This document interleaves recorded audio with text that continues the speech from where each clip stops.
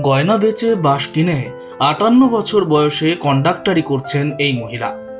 ৫৮ বছর বয়সী মহিলা চলন্ত বাসের সিঁড়িতে দাঁড়িয়ে প্যাসেঞ্জার তুলছেন, হাওড়া স্টেশন বা ধর্মতলা হেঁকে টিকিট কাটছেন। যখন কন্ডাক্টর পেশা মানে পুরুষ ছাড়া প্রায় ভাবাই যায় না, এমন সময় একজন বয়স্ক মহিলা পাবলিক বাসের কন্ডাক্টর। এ ছবি বিরলের চেয়েও বিরল বাংলার বুকে। ডলি রানা, মহিলা বাস কন্ডাক্টর। মহিলা হিসাবে এই কঠিন পেশাকে বেছে নেওয়ার মূল কারণ হলো বাবার স্বপ্ন পূরণ।